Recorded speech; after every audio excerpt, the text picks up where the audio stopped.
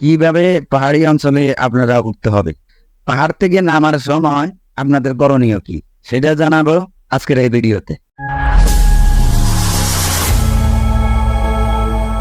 আসসালামু আলাইকুম দর্শক শ্রোতা, মটরদানি ইউটিউব চ্যানেল থেকে সবাইকে স্বাগতম জানিয়ে শুরু করছি আজকের 11 নম্বর পর্ব। আজকের পর্ব থাকতেছে বরাবরের মতো চালকদের উদ্দেশ্যে।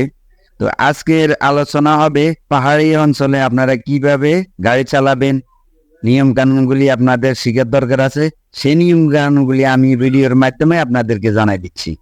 তার আগে চ্যানেলটিতে সাবস্ক্রাইব করে পাশের বেল আইকনটি বাজিয়ে দিবেন। কিভাবে পাহাড়ি অঞ্চলে আপনারা উঠতে হবে, পাহাড় থেকে নামার সময় আপনাদের করণীয় কি, সেটা জানাবো আজকের এই ভিডিওতে। চলুন এইবার আলোচনা করি। আমাদের দেশে অনেক জায়গায় পাহাড়ি অঞ্চল আছে, যেমন রাঙ্গামাটি, খাগড়াছড়ি, বান্দরবন, লামা, আলীকদম, কক্সবাজার, টেকনাফ। এই সমস্ত এলাকার নতুন যারা আছেন, নিয়ম কানুন না জানলে আপনার গাড়ি চালালে বিপদে পড়বেন। সেগুলি জানার অবশ্যই আপনাদের দরকার আছে। যে সমস্ত জায়গায় পাহাড় দেখবেন, সাহস করে আপনারা প্রস্তুতি নিবেন। যদি আপনারা মনে দুর্বল আনেন, তাহলে কিন্তু পাহাড়ে ঢালে কিন্তু আপনারা উঠতে পারবেন না। তাহলে আপনারা কি করবেন, দূর থেকে গতিটা ব্যাগ আপনাদের নিতে হবে, নিয়ে তারপরে আপনাদের পাহাড়ে ডাল উঠতে হবে। আপনারা যখন ডাল উঠতে থাকবেন, তখন গাড়িটা যখন গতি কমে আসবে, তখন আপনারা কি করবেন, গতি কমার পরে আপনারা কি করবেন, আপনার কোনো গাড়িতে 7 গিয়ার থাকে, কোনো গাড়িতে 6 গিয়ার থাকে, কোনো গাড়িতে আবার 5 গিয়ারও থাকে। যাদের 7 গিয়ার তারা কি করবেন, 6 থাকে, তো 6 থেকে আপনারা 5-এ নিয়ে আসবেন। যখন আর একটু স্লো হবে তখন আনবেন যাইয়া 5-এর থেকে 4-এ। যখন একটু স্লো হবে তখন 5-এর থেকে 4-এ, 4-এর থেকে 3-এ আনবেন। এখন কথা হচ্ছে যে ডাল তো অনেক খারাপ, এইটা আমরা কি করব, আপনারা করবেন যখন 3-এ আনবেন, 3-এর থেকে গিয়ারটা কিন্তু আপনারা 2-এ ভাঙবেন না, তাহলে কিন্তু আর ডাল উঠতে পারবেন না। 3-এর থেকে আপনারা ডাইরেক্ট 1-এ লাগাই দিবেন। 1-এ লাগাই দিলে যত বড় খারাপ জায়গা হোক আপনারা উঠতে পারবেন। আর খারাপ জায়গা উঠার নিয়ম হয়েছে, আপনারা একটু ডাইনে কাইটা বামে কাইটা, ডাইনে কাইটা বামে কাইটা আপনারা উঠতে হবে। আর যদি আপনারা সোজা উঠতে যান, তাহলে কিন্তু আপনারা উঠতে পারবেন যে গাড়ি খারাই গেছে। খবরদার আপনারা একটা কাজ করুন, গাড়িটা যেন কোনোভাবে না দাঁড়ায়। গাড়ির দাঁড়াইলে মনে করবেন যে আপনার বিপদ। যেমন নাকি আমি একটা উদাহরণ দিচ্ছি, সেই উদাহরণটা হচ্ছে, আপনি এখান থেকে আলীকদম যাবেন, সেটা হচ্ছে আপনার কক্সবাজার ভিতরে পড়ছে, লামা আলীকদম। আলীকদম যাতে আপনার একটা উঁচু পাহাড় আছে, ওই পাহাড়ের থেকে আপনি যখন উঠতে যাবেন, সেই পাহাড়ে যদি আপনার গাড়িটা যদি ওই জায়গা ব্রেক হয়ে যায়, এখন আপনার গাড়িটা আছে হাইলোড, হাইলোডের গাড়ি যদি আপনার তখন পাহাড়ের উপরে উঠতে যায়, যখন আপনার গাড়িটা ব্রেক হয়ে যাবে, তখন কিন্তু আপনার নির্গা পেয়েছে যে আপনি পাহাড়ের নিচে বেড়ে যাবেন, এতে কোনো ভুল নাই। এর পরে যাইয়া আপনারা কি করবেন, এদিকে ডাল উঠবেন, আর ওইদিকে কি করবেন, আপনার যে লাগাতার হরেন বাজাইয়া দেবেন। তাহলে সামনের থেকে যে গাড়িটা আসতেছে, সেই গাড়িটা বুঝতে পারবে যে গাড়িটা ডালের থেকে উপরের দিকে উঠতেছে। তখন আপনি কি করবে, সে আপনাকে কিন্তু ডাল দিয়ে সাইড দিয়ে সাইডে খাড়াই থাকবে, আপনাকে উঠতে দিবে।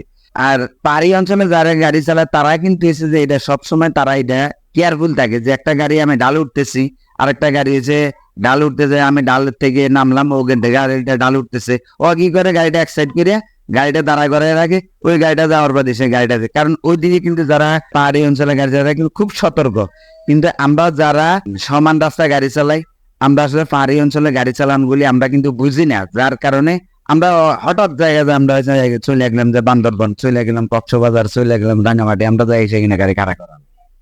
তো সে গাড়ি খাড়া করাইলে কি হবে, সেটা হচ্ছে যে যখন আপনার গাড়িটা খাড়াইয়া যাবে, তখন কিন্তু আপনার বিপদ। বিপদ কি, গাড়িটা ব্রেক ছাড়তে পারবে না, ব্রেক ছাড়লে আপনার গাড়িটা পিছের দিকে লাগবে। যখন গাড়িটা পিছনের দিকে যাওয়ার পর আপনার ব্রেকটা করবেন, ব্রেকটা করার সাথে আপনার সামনে গাড়িটা উঠে যাবে, উঠে যাওয়ার পর মানে আপনার হাই লোড গাড়ি আপনার পিছনে লোডটা হয়ে গেল। তখন কি করবে, যখন উপরে শূন্য হয়ে যাবে, হয়ে যাওয়ার পরে এই গাড়িটা কি করবেন, একটা মোচড় দিয়ে আপনার ডাইরেক্ট হয়ে পাহাড়ের তলে পড়ে যাবে। তো আপনারা যেভাবে হোক হরেন বাজাইয়া তারপর দিয়ে আপনারা পাহাড় থেকে উঠবেন এবং সামনের গাড়িটার সিগন্যাল দিবেন, হরেন দিয়ে ও বুঝতে থাকবে যে এক গাড়ি আসতেছে, আমি তাকে সাইড দিয়ে রাখি। আপনার তখন সাইড দিয়ে রাখবে, আপনার আস্তে করে গাড়িটা কিন্তু পাহাড়ের উপর উঠতে যাবেন।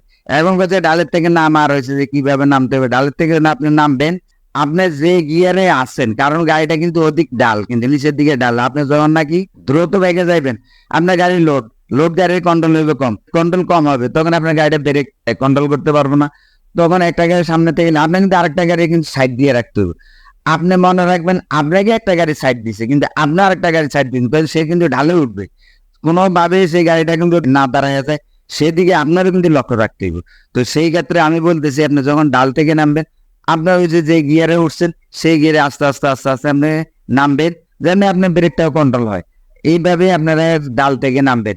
আজকে আর আমি আলোচনা বেশি বড় করি না, বাকি যেগুলি আপনাদেরকে তথ্য দেওয়ার জানানো দরকার সেটা আগামী পর্বে আমি আপনাদেরকে জানাবো। তো আজকের মতো এই পর্যন্তই। ভিডিওটি যদি ভালো লাগে থাকে লাইক শেয়ার কমেন্ট করে দিবেন। আর আমার আগের যে ভিডিওগুলি যারা দেখেন নাই তারা ভিডিওগুলি দেখবেন। আপনারা জানার অনেক কিছু জানার দরকার আছে, আমরা অনেকেই জানি না। চ্যানেলটিকে যারা সাবস্ক্রাইব করছেন তাদেরকে ধন্যবাদ, এবং যারা করেন নাই তারা চ্যানেলটাতে সাবস্ক্রাইব করে দিবেন। আজকে শেষ করছি। আল্লাহ হাফেজ। আসসালামু আলাইকুম রহমতুল্লাহি ওয়া বারাকাতুহু।